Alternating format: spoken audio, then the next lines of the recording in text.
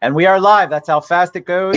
Hey, guys, I'm back. Ted Bogert with The Ted Show. I've been looking forward to this interview, if you want to call it that, with my friend David Adam Kurz down South Florida. How are you doing, buddy? Doing great. I've been looking forward to this interview. We were supposed to do it months ago, and we both got caught up. We're at an event, well, and you've we been a both little got busy. caught up. I have been. Thank God, man. Thank God. I won't even lie to you. Thank God. You were busy before all the COVID stuff, too. You've just been a busy guy, which is just your nature, which I know, but they don't know. So tell them a little bit about you. Introduce yourself, kind of give a background so the audience can get to know a little bit about behind the scenes, David. Awesome. Well, first of all, I'm super big on social media, so follow me at David Adam Kurz anywhere. That's what I was doing right now, trying to get a little watch party going on because I'm on the TED Show and I'm super excited. Super excited. So a little bit about me. I've been in real estate for about I think 14 to 15 years. This is my 15th year. You were young. Just before that, I spent 9 years in the Marine Corps. And before that, I was a knucklehead. So Marine Corps changed my life. It honestly made me the man I am today. And I spent 9 years doing it, loved every minute of it, but got a couple degrees while I was in, thanks to Uncle Sam. And I decided I was going to get out and put those degrees to work so I could get that corner office on Wall Street. And ended up in Miami doing real estate. So long shot from what I had originally thought. But one day my cousin sat down with me and she was in mortgages at the time. And this was during the boom, right before the big crash.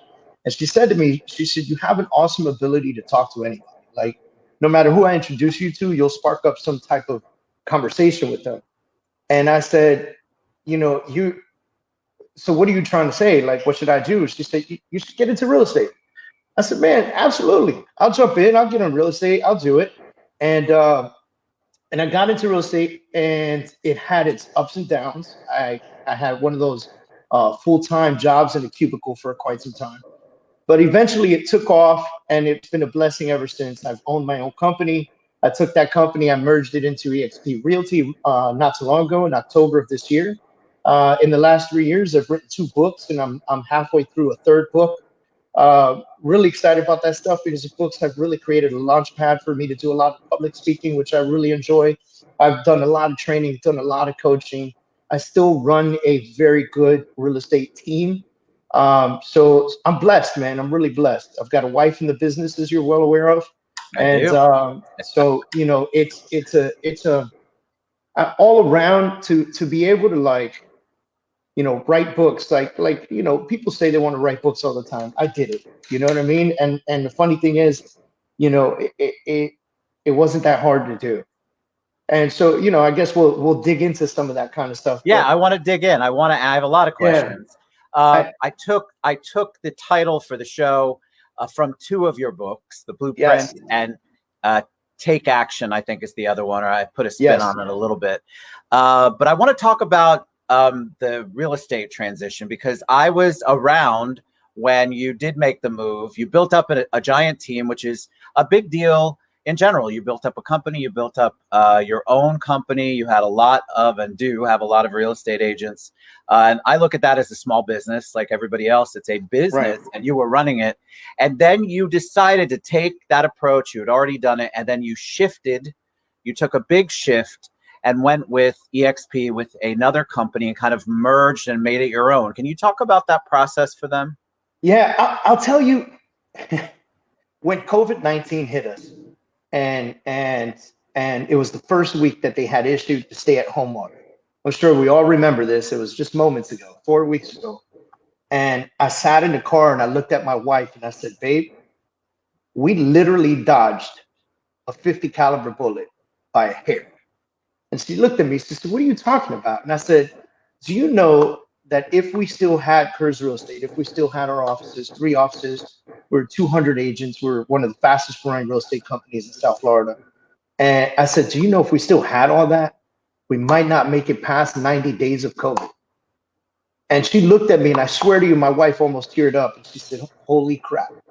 And even the guys that helped me join the company and helped me into eXp with the transition, they all said it. They go, you must be like the luckiest dude on the planet, right? So you know, and to give everybody a little bit of history, for the last 3 years, I grew a real estate company. I left Douglas Sullivan, and I had a good, successful team. I dismantled the team, believe it or not, and I started Kurz Real Estate. And in 3 years, we grew to 200 agents, 197 agents, several staff members, couple managers, 3 offices. Like, we really pushed. And the goal was always to be at 1,000 agents in 10 years. Like, that was the 10-year goal. And what happened was, when you started to formulate, as I grew the real estate company, my depths grew. Does that make sense? Like, yes, the more people we had, the more liability we had. The more people we had, the more systems we had to have. The more people we had, the more light bill we paid. The more copies we made, the more coffee we brewed, like, et cetera, et cetera. And that just created so much expense on the expense side, that I realized, when I get to what I have at 100 agents, and the income that we have at 100 agents, with the debt that we have for 100 agents, when I'm 1,000 agents, that debt's just going to grow by 10, right? And so it's always almost going to be even in debt to income. And I talked to a few people about it around the country. Thank God that I'm very well connected to a lot of amazing people all over the country, and guys that had, 10 offices, 600 agents and stuff. They were like, yeah, bro, that's just the name of the game.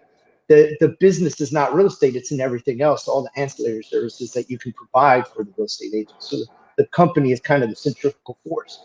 And I said, well, why don't I just go to EXP and do the same thing? And for 2 years, I fought this. I was like, no, I'm Kurz, man. Kurz, look, man, I'm Kurz, man. Okay, like, it's tattooed on my forearm, And I said, I'm gonna make the transition to Kurz Real Estate, or into EXP, because now I get to do the same thing I was doing before. I'm still recruiting. I'm still coaching and training my agents. I'm still pushing my agents to succeed more than anybody else, except the 1,000 agents in 10 years has now turned to 1,000 agents in 18 months. That's my new goal. And believe it or not, it was 12 months until COVID hit. And I said, okay, I'm going to have a setback.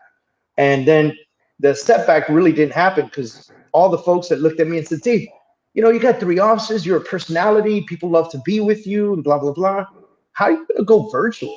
And I'm laughing now. I'm like, dude, you're all virtual now, right? Every one of you is trying to figure out how to Zoom now, and I'm very thankful that we became a part of a company that was already virtual, that had a platform in place, because it allowed us as professionals in the business to focus on one thing, and that one thing was our clients, our consumers. We weren't scattered brains trying to figure out how to save offices and pay for copies, right? People don't realize the overhead that is involved in owning a business, because you're a business. At all. And it's funny. The other day I was talking to somebody about it, and they were like, what happens in your office if you run out of coffee? And I've used that line 100 times, because I remember running out of coffee in our office, and people going, what do you mean we don't have coffee? I'm like, dude, it's free. It's on order. Amazon is, 2 days. It's a little backlogged right now.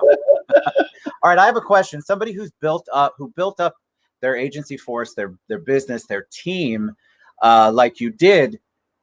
You didn't know COVID was coming. So when you finally decided, all right, I'm going to make the shift, what was it about EXP that said to you, or it went in your heart, and I'm sure you talked to Jen about it 1,000 times. What was it that actually made you make the move? What was the attraction? What was the offer, or the thing that you would be able to do that you weren't able to do with the way you had it currently set up? The biggest attraction was the amount of freedom that I would have.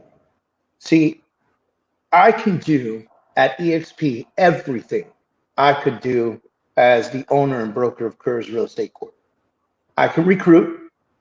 And when I recruit, when those agents close deals, I earn an income. I can coach. I can train. Those are my passions. I love doing this that we're doing right now, Ted. I love doing this. I could do this all day long. Set me up, back-to-back interviews. I love giving away information that could potentially help somebody in their business, right? So for me, it was really an excess of being able to do everything I love to do and taking away all the liability. I don't have to worry about insurance, inspections, I don't have to worry about compliance. I don't have to worry about E&O insurance. I don't have to worry about whether or not an agent is being crazy out there or not. I don't have to worry about potential lawsuits because an agent decided to send a text message to somebody that had a do not call. I mean, I can go on and on and on about the liabilities that a broker owner has, and any business owner for that matter. And what EXP did was they created a format that allowed me to act like I was still a broker and still earn a residual income and grow 10 times as fast. Like literally, Ted, I'm telling you, 10 times as fast. People look at me and they're like, Dave, 1,000 agents, 12 to 18 months, that's crazy. It's not crazy. There are people who have done it. If they did it, they left breadcrumbs, those clues, and I'm going to go find those clues. I'm going to do exactly what they did. I'm not going to reinvent the wheel. They did it. It worked. I'm going to do that. Does that make sense? Absolutely. So if that's the case, now I'm no longer pigeonholed to Miami, where before, if I wanted to open a brokerage in Quantico, Virginia, which is, I was a Marine, I was stationed in Quantico, and now I have a sister team in Quantico. If I wanted to do that before, I would have had to find an office. I would have had to get licensed over there. I would have had to find a qualifying broker. They have different rules over there. So I would have had to get business tax licenses and things of that nature. And then I would have had to have a whole nother manager, a whole nother compliance team because it's different. I can't have the Miami guys doing compliance in Virginia, 2 different states, 2 different laws, right?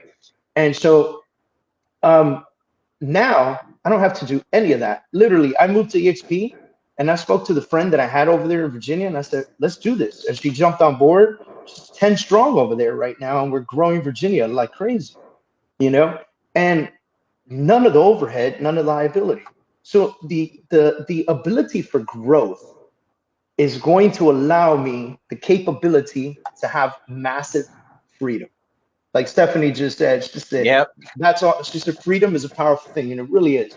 Because what happens the day that I can decide, look at my wife and say, let's take the month of June off, completely off. Let's take the month of June off. Let's grab the kids. Let's rent an RV. Let's check out the United States. Let's do that. On that, what happens if that month, if you're a business owner and you disappear from your business, what happens to your business? For 30 days? Ask any small business owner what happens to their business if they're gone for 30 days. Can't happen. It can happen, but in my business, because I'm virtual and I can take it anywhere I want, it can happen. Because I have a sales team, it can happen. Because as long as my entire team doesn't go on vacation, we're good. Somebody's going to be there to show houses and help clients and our consumers, right? But here's the better part. I'm going to have agents in Texas, California, New York, Virginia, everywhere, still closing deals, who potentially at some point may have never even met me in person before in their lives, right? And guess what? I'm going to earn a residual income from that. And that residual income, I'm trying to make it a 6-figure monthly income. That's very hard to do if you're a small business owner and you're trying to start from the jump and continue to grow that way. With this system, I can do it. It's still not easy, by the way. Let me explain that to folks. It's not easy to go out and get 1,000 agents over here. It's not an easy task. It's not a daunting task. It's not like I work from 9 a.m. to 11 a.m. and quit for the rest of the day. I'm at it all day long, but I'm putting the work in now so that later on it becomes a superstar type situation, right? All right. I want to ask you, I agree. I want to ask you about your book, the 2 books that I know, The Blueprint and Take Action. You tell me if that's the right title of the second one. Right. They are. Talk about writing, because that's something that I haven't done, but a lot of professionals, a lot of business owners, a lot of entrepreneurs really, really, really do make a mark by sharing their ideas, sharing their tips, sharing their thought process. What was the impetus behind the Blueprint? The Blueprint was when we first opened Kurz Real Estate.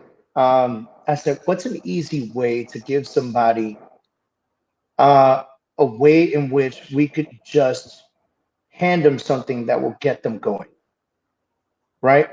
And so what we thought was every business has a blueprint. And I don't care what kind of real estate you're trying to do or what kind of business. I have this quote. They're in both books actually. It says, "I don't care if you're selling lollipops, bicycles, or real estate. It's all the same shit." Okay. And so when you talk about giving somebody the blueprint, you're giving them access to building a foundation. Every business has a foundation. Weak foundation, poor structure. Strong foundation, any structure you want. And I say any structure you want because some people want a cottage, some people want a house, some people want a mansion, some people want a 4-story complex, some people want the Empire State Building. Does that make sense? Yes. Right. And so and when I'm using those, they're they're examples of different sizes of business and complexity. And so if you have a strong foundation, then you can build whatever business you want on it at any given time, as long as you put in the work, and you put in the blood, sweat, and tears into building it. And so the blueprint allowed a structure to give people from marketing to lead generation to everything to think of. Now, writing the blueprint was a very different thing. I did that with Rudy Hernandez from New World Title. We did it together, and we did it Q&A style. And what we had was somebody give us or ask us the questions, and we would answer them, and we translated them into words, and we put it out. And we figured that would be such an easy way to read it. It would be almost like an interview, right? It would be such an easy read. What I found was months later that everyone loved it, but they wouldn't put action on it, right? So we would take the blueprint, hand it off to some, I think I have it here somewhere. Where is it? I don't know, it's somewhere.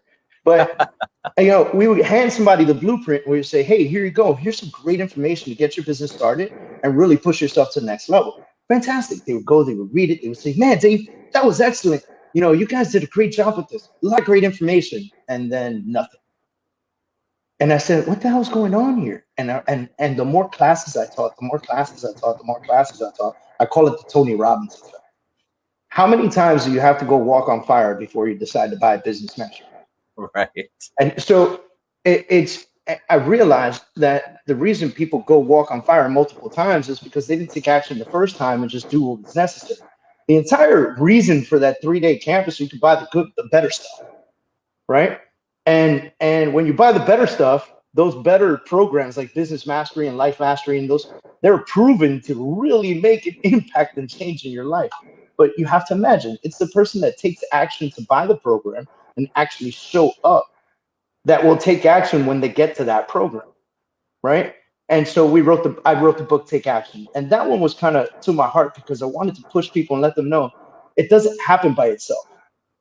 You can't just come up with a plan and that's it. Like, I can't tell you how many people I know came up with a 2020 business plan and then never took any action on it, let alone revamp it when coronavirus hit, right? Like, so, and there are so many people out there, they have a plan, they have dreams, they got goals, they want to do big things. They want boats and cars, they want vacations and, London and Europe and South Africa and, even if touring the United States, like, that's always been a dream of mine. My wife and I are going to do it this summer, and she's amazing.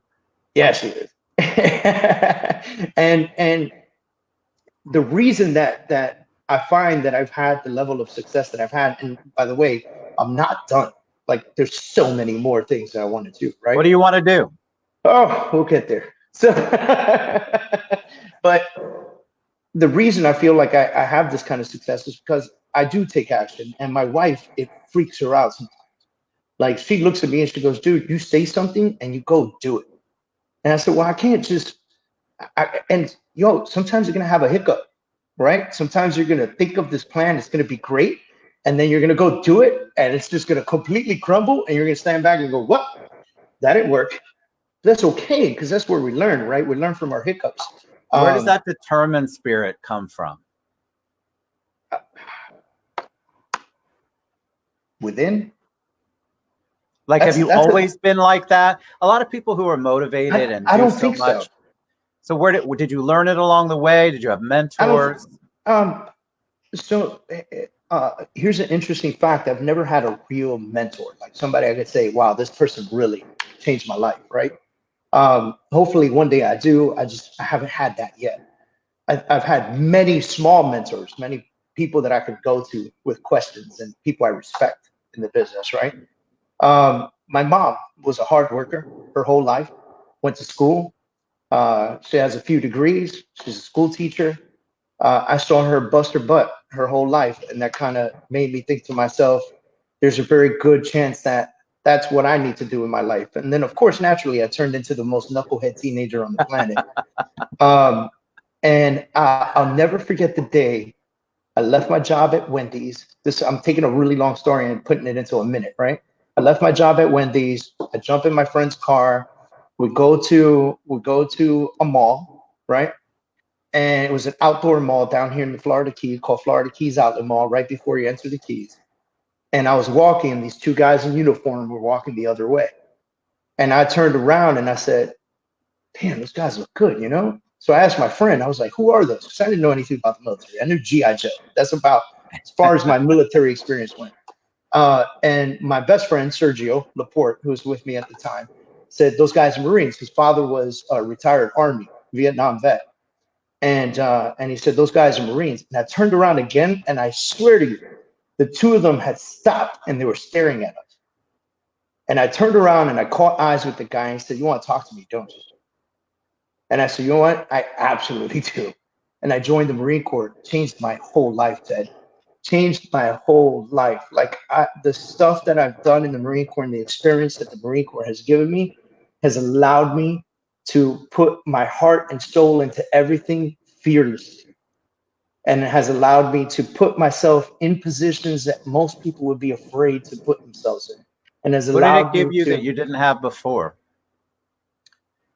The will to survive, the will to push forward, the understanding that if you worked hard and you put something into it, there was another level of greatness. Even in the Marine Corps, even if that meant getting promoted to the next rank, right? Even if that meant coming to the next rank, the level of ability to do what we did, from humanitarian stuff to just everything you could imagine, it really, really put something gold in your heart. And to be able to take that and transfer it, and it wasn't easy to do, by the way. When I got out of the Marine Corps, I hated all civilians. I just want to be clear about that. We were not on the same level. We were not on the same frequency, right? Like folks were on like 92.2 FM. I was on like 7 million FM, right? Like we were on way different frequencies because I wanted to go at it. I wanted to work, and people were too relaxed with me. I spent too much time by the coffee machine. And so I think that's what really pushes me to have a hell of a entrepreneurial spirit, you know, and to say I'm going to do something and do it, not just talk a talk, but walk it too, you know. Everything from writing books to getting on stages to, I love being on stage. The first time I was on stage, I was like, I almost had a panic attack, right? You know, and you know what that's like. You talk in front of 100 people, and you know, and you're hoping that you make an impact on one person's life, and then you know when you're done, you did a good job, and you're like, oh shit, I could do this again, and I could keep changing lives and keep changing lives and keep changing lives and doing better for people, you know, because not everybody has the experience I had. Not everybody who's walking that mall joined the Marine Corps and changed their whole life, right? Some folks are looking for a different direction. Some folks never went to the military, or some folks went to the military and absolutely hated it, man. You know what I'm saying? So there's so many different things that are, you know, there's so many different ways that life can go. But if I can get on the stage and impact somebody, or I can do, you know, I do my Wednesday webinars every Wednesday at 10 a.m. You know, if I impact somebody's business, fantastic, man. And I always tell people, I'll tell you everything that I do. And if you do it and you do better than me, all I'm asking is for a reach around. Just, what did you do different so I could take mine to the next level, right? But, you know, people used to clown at me. They would say, hey, David, why do you always tell everybody everything you do? Every program you use, your timelines, how much time you spend on things, like why? And I said, because 97.8% of people will not do anything that I just told them. They were just interested to hear it, and they walked away motivated. They walked away excited, and then they got back to their normal life and kept doing what the hell they were doing anyway. So it's not gonna make a difference. And for those that it does make a difference, fantastic. And if you do it better than me, yo, call me up and say, hey, Dave, I found a better way. What do you want to do? What do you want to do next? we started. So I'm writing my third book. I'm really excited about my third book. I'm spending a little bit more time on this, and I've hired a professional ghostwriter to help me with it, and publishing company. And the reason for that is because I want this one to really make a mark. Because the last couple of books have really been like, I don't know, you call them self-help books if you want, right, for the business.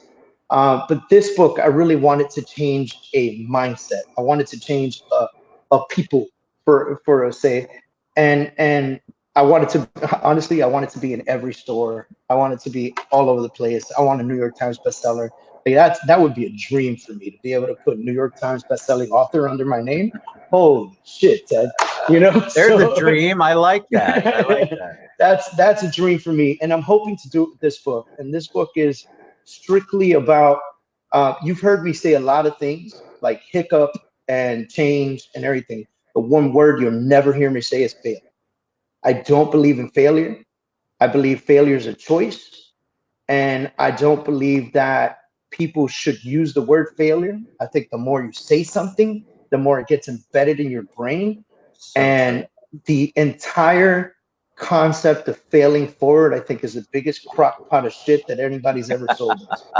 And because there's no failure, look up failure in the dictionary. Look up the word fail. It literally means complete annihilation. Like just, I've crawled in a corner and I've died. And I completely quit on everything, life, everything. Listen, you might own a gardening company, and that gardening company may not work out, and you might have a hiccup that puts that gardening company out of business. But if that gardening company and the experience you got from it leads to you opening a computer shop, and you apply some of those things that you learned from the hiccups in your computer shop become successful, did you really fail? And that's always the question. So and so for all the big names out there, the Tony Robbins and the Grant Cardones and the Gary Vaynerchuks, and you have to fail. You have to fail. No, the fuck you don't. You don't have to fail. Am I allowed to curse on this show, Ted? It's your show, brother. You can do whatever you want. I'm sorry, man. No, you not don't. At all. You're not the first one. You don't have to fail. And furthermore, everything you want to do, unless you're like Steve Jobs inventing the phone, right? Like the smartphone. Everything you want to do, chances are it's been done already. Just Google it, man. Google it. Somebody already did it right. Do what they did, and then add your flavor to it.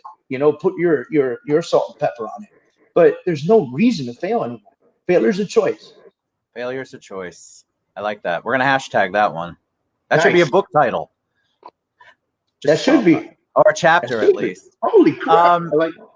Babe, you're listening, write that down. I ask everybody on the show, every guest, because people will watch you and go, wow, that was motivating, inspiring. You got people to think.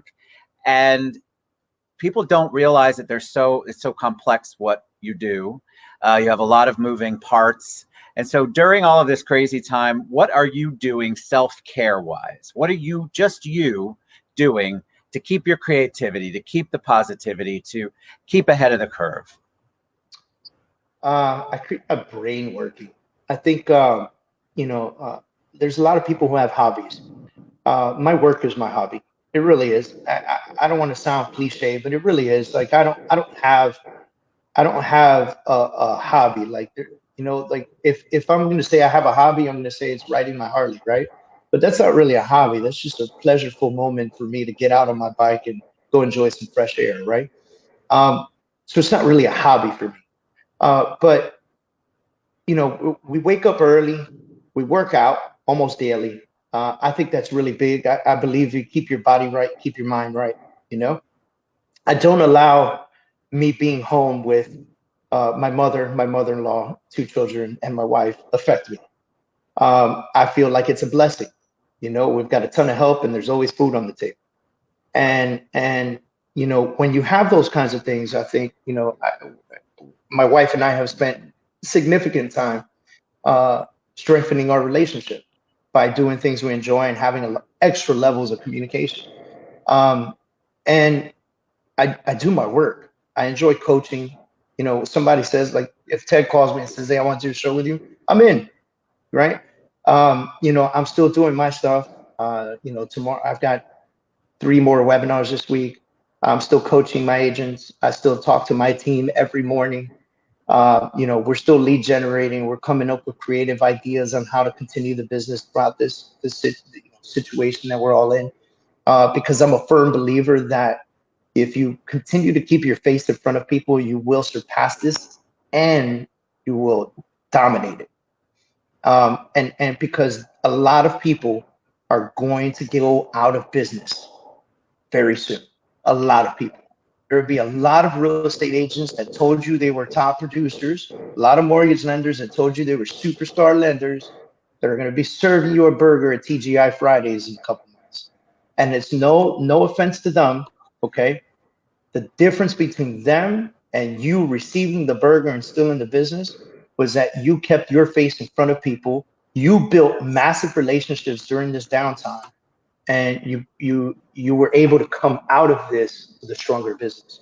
I think that's the great stuff, But for me, keeping my mind right, like keeping my brain working, that's what really helps me get through all this. You know what I loved about this interview, I have to tell you, and we're out of time, but I could listen to you for a long time. But here's what I love. I can always tell when it's a great conversation when I'm not the focus. So it was great to hear you really share all of the things that you have going on, or at least we get to see a little bit of the inside of what's going on in your brain, because you have so many great nuggets to share, and you have been through it. You have been in the military. You have expressed how it changed your life. You have built your own team and then did everything and moved it. I mean, there's just so much to what you've done. In addition to being an author and a speaker, I want to thank you so much. I think you have lots of love and comments, which you can probably see on the one page, but I've got it across the board on all my pages. But I can't thank you enough, buddy. I really appreciate it. I think what you shared was amazing. And if people want to reach out to you, davidadamkurz.com. Of course, I tagged you on Facebook. You can reach out to him there. Awesome. Obviously, you're an open book. You can't fake that kind of stuff, but I appreciate everything that you shared today. I appreciate it, guys. Check it out, davidadamkurz.com. Go to my YouTube because everything I do ends up there. So if I'm creating a video or giving a little nugget or whatever the case is, ends up there. We've got over 400 videos out there. So what's the YouTube? They just got to go on YouTube and search David Kurz. I'll pop up. Perfect. Yeah, all right. I'll pop up. All right, man. Thank you so much. Give your wife a hug from me. It was an honor. It was an honor. I really appreciate it. Honor's mine, my friend. Thanks so much. All right, brother. All right, guys. Thank you so much. Reach out to him. Support local, and you're going to learn from him. If you didn't already learn in this 30 minutes, reach out. There's much more to it. Thanks, buddy. Thanks, man.